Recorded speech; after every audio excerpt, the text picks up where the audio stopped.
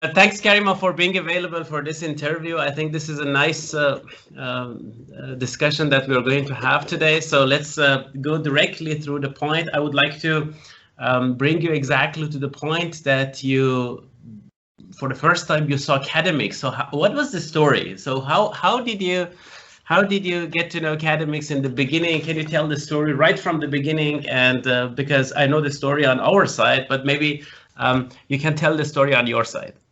Yeah.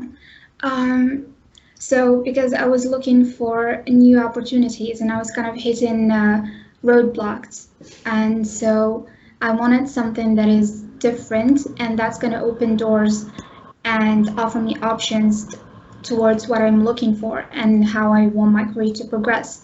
So contemplating all of that and taking into consideration how I want my career to progress, I was looking for something that is more on the practical side. So I don't want to just sit behind a classroom and attend lectures, not just in that format of absorbing and memorizing. So I was looking to do activities, industry-related activities and projects I want to create, because obviously that's the best way to learn.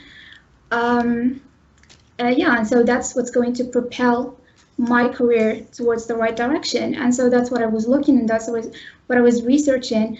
And I came across Cademix and reading about the innovative approach and the agile approach of it overall. And so, yeah, that's what drew me to it.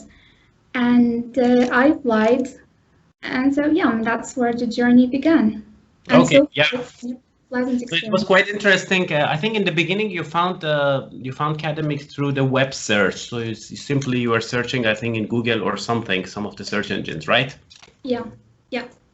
Just typing in the keywords of what exactly that I was looking for, and so I stumbled upon Cademix and its innovative concept. Okay.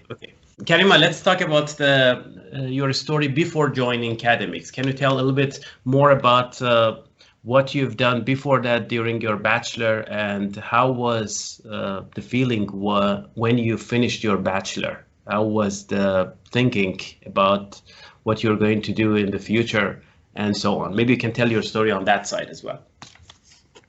Yeah, well, in a nutshell, I had my bachelor's degree in medical bioanalysis, and after graduating, I was again contemplating my choices because I didn't know exactly where I stand.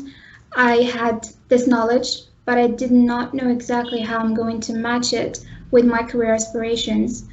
And as you go through life, things change. The global market changed. There's a lot of variables that change, and I always think that I need to keep myself aware of everything that's going on, and also taking into consideration my personality and what are the best career choices for me that would match my personality. And so, yeah, taking all of those into account, I noticed that I start to gravitate towards project management. As I go through internships, which is the practical experience, I noticed that I just keep repeating these procedures and tasks, and that was very sort of stagnating to me. Like there was this stagnation in how my career progressed, and so that's what I was trying to escape from. So that's what I was trying to change, and that's why I wanted to look for new opportunities, especially international opportunities, given that I want to integrate the international market. I want to have that international exposure, and I love English. It's one of my favorite languages as well, so I really want to use it in my professional career. So yeah, all of these factors came together, and that's why I wanted to jump into this new part of all kind of like doing this career change. Yeah, this is understandable. Let's focus on that part that you mentioned. You are from the medical side, you are from biology side, and combination of this stuff. But once you joined the program, this part was actually the things that you were looking at. But in the middle of the program, you decided to change your orientation or to change your direction, your career direction, into another field of agile and management. Now, you are an expert in the area of agile project management and marketing at the moment. But I remember right in the beginning of the program, you had only an interest in this area. So what happened during the early few weeks of the program once you joined that you saw that maybe there is a different orientation is more suitable for you? You come to the point to say, hey, it's not about my technical background, it's about my interest, it's about my personality and all of this stuff. Can you describe what happened during the first 2-3 weeks of the beginning of the program? Yeah, well, before starting with the program, when I got the welcome package, there was this questions or these sheets where I have to fill in my information about my interests, my values, my personalities, and that was sort of an eye-opener to me as I was answering and as I was doing research to try to find what's the right answer to this. Yeah, and so that kind of like what it started and what sparked my interest even more. And again, starting the sessions and starting those consultant sessions with you and how you introduced me to Agile project management. And I started to do more research about it. And I started to, you were giving me the small or mini projects and I would delve into it even more. And that even piqued my interest even more. It's really a great concept. I'm surprised that I didn't know it before. And looking into it more and understanding more about it, it just made me want to sort of be niched in this area. Yeah. There is a special discussion at the higher level educations and higher education that sometimes the professors or the universities, they are focusing on what they know in the beginning, and they don't consider the personal interest or individual preference of the people.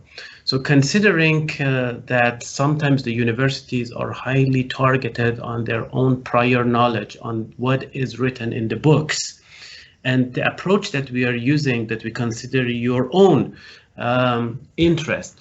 So do you think that it's better to have a customer-oriented approach in the education, or do you think that it's not a good idea? Because there are basically two, let me just bring the question maybe in a different way. So there are two approach when it comes to education.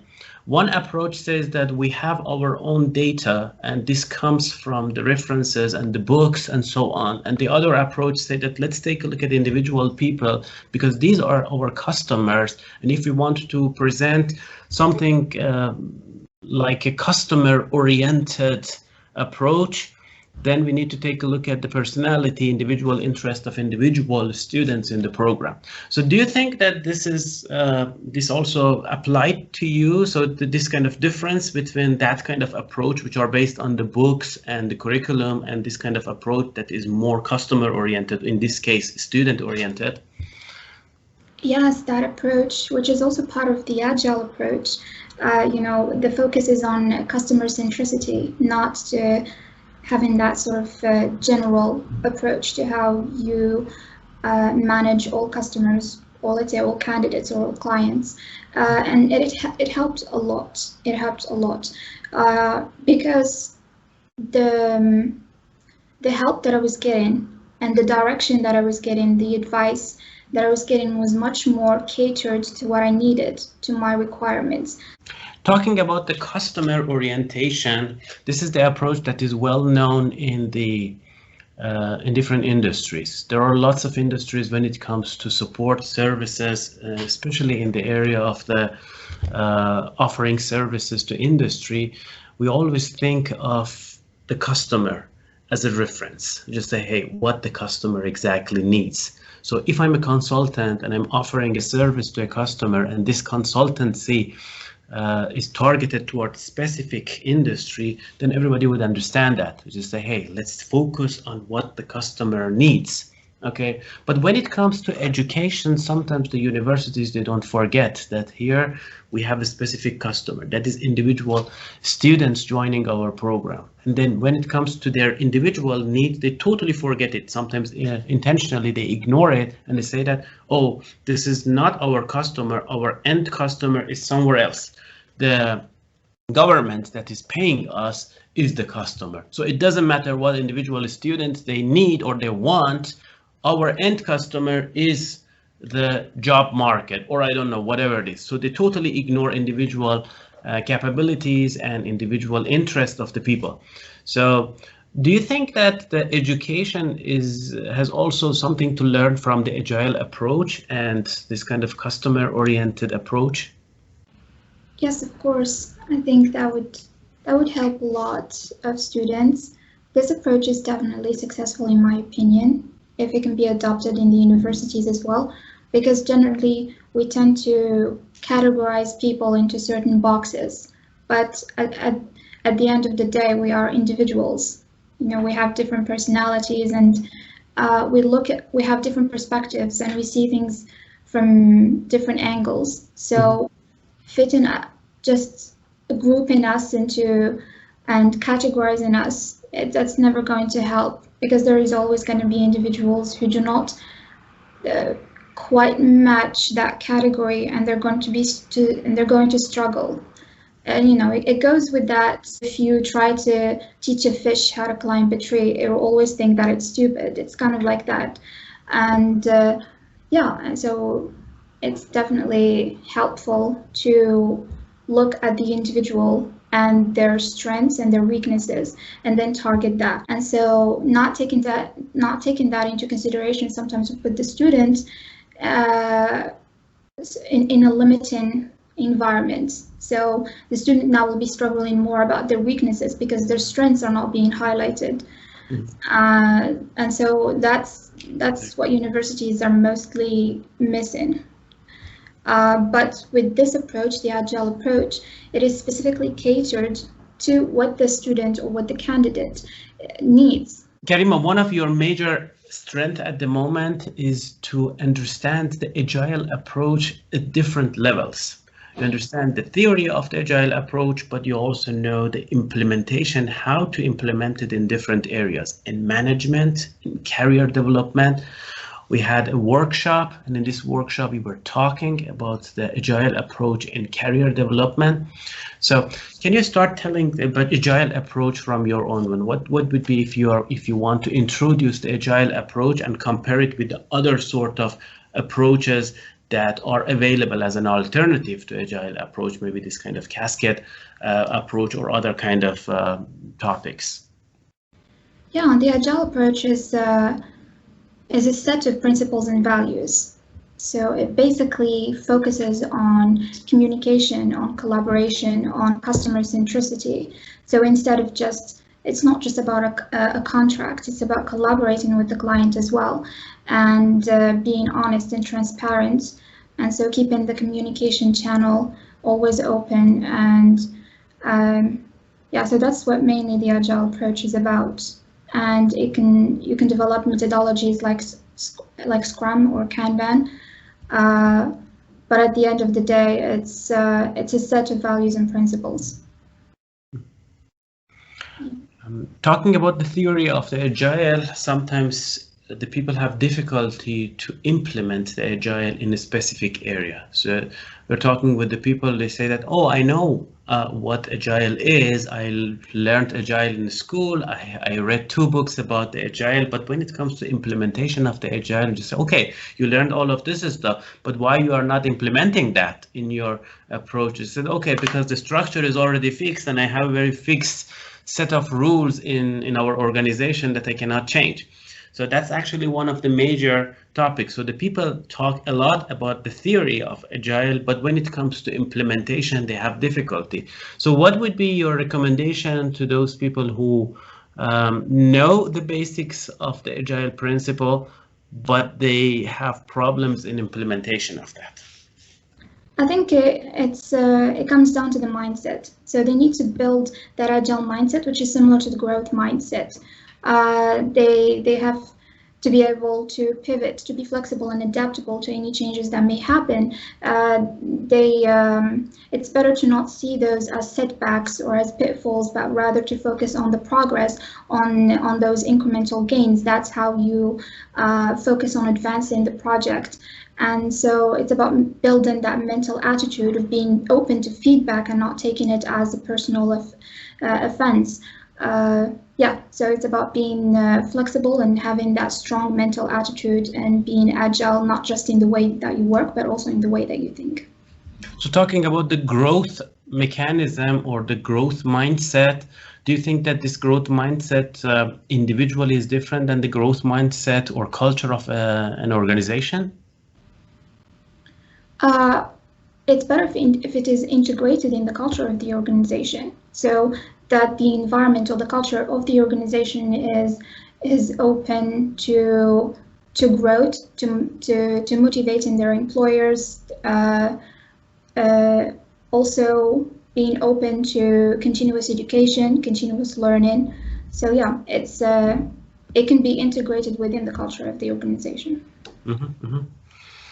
So talking about the few projects that you did during the last month that you've been in Cademix, which of these projects have been an agile project? Maybe you can give a little bit of example about the activities that you were doing and give a few insights in relation to the agile approach. Yeah, so basically all sorts of activities that we do at Cademix are based on the agile approach. So I was given projects to create campaigns. Also, when it comes to article writing, content creation, content marketing, managing any kind of mini project there is. Also, it's within the agile approach. So yeah, we basically implement an idea and then we test it out, we run it, and then we take in the feedback and immediately see if there is any kind of changes that we can make. And all of this is within the cycle of development without having to wait until the end and then to make those changes. Exactly. So for example, one of these topics that you mentioned, and usually people, they don't consider that, is how to write an article. Sometimes the people, they think that they need to start a PhD and then at the first year, at the end of the year, once they have the good result and once the results are satisfactory enough, they slowly start to write an article. And the process of writing an article in many cases takes months, if not a year. So bringing this agile approach into article writing, what is your experience when it comes to quick and agile article writing?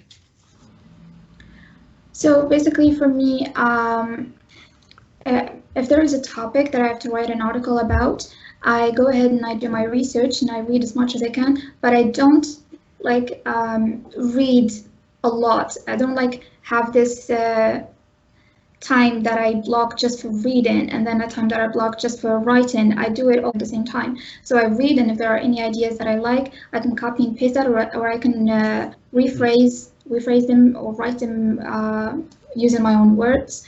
And then I go and I read the next article about the same topic, and I rephrase it, or I write what I understood and using my own words. And so I keep it that way, and it's kind of like in an agile way, rather than going through that waterfall approach, which is I would read, I would do my research, and then I would have to write, and then I would have to edit. I do all of those active tasks at the same time, and that helps to speed up the process. Yep. This is specifically important when it comes to writing research articles. Of course, many of topics like engineering and so on, people would immediately argue and say, hey, it's not possible to start writing an article if you don't have results. Well, that is not 100% true, because you can always start writing an article even though you might not have the final research result. So you can have some kind of placeholder, so you can have a template for writing an article, and then later on, as much as required, you can do further research. So you can have even a draft of an article even without having the final result. So the result will be done. Sometimes the people, they are confused about that, and they think that, oh, my simulation is not yet ready, I'm not sure whether this result will be good or bad, and so on. So they just postponed the article writing toward the end of the project, which is probably not good. That's one of the reasons that the articles, first of all, takes a lot of time to be written, and secondly, the articles are not customer oriented, or let's say it's not getting so many citations and so on. So from that point of view, there are different approaches in writing an article, and the community need all sorts of articles. But when it's take a look at it from the career perspective, certainly the people, they need to write it in an agile way, so a faster way. And certainly this is what do you think about that? Maybe we can just add a few more sentences to that. Yeah, I mean, when it comes to good writing, it comes down to editing. It's all about how you edit it at the end. So write down all of your ideas, write down how your project is going. It doesn't have to be perfect at the beginning because you will edit at the end. So just write everything down. That's what I do. I just sort of it's called a brain dump. So I just write everything down because sometimes your ideas might escape you, may change. So I always take that into consideration. If I have an idea, I have to write it down immediately before I forget it. And so after I have enough sentences or enough paragraphs, and then it's all about the editing. Karima, you are an expert in the area of agile development, agile mindset. Now, let's focus on one specific topic, which is very important for many people: development of the CV and improving the profile. Many people, they don't know how to improve their CV. They have a version of their CV that is available, but they don't know how to improve it.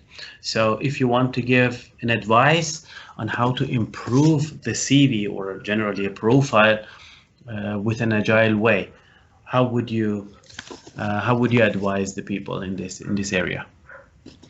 Well, for me, this is how I do it. Every time I work on something new or I did something new, I immediately update my CV. I have to always keep it updated. I always add any kind of activity or any kind of new things that I worked on or that I learned. I always add it in my CV, and I cater it to the kind of jobs that I'm targeting. So within the job descriptions, you can see that the companies write the qualifications required and the kind of profile that they look for within the candidate. So I take that into consideration and I see what kind of skills they're looking for, the technical and the interpersonal skills. So again, I take all of that and I put it on my CV so I can be a better match to the kind of jobs that I'm looking for. But I always keep it updated.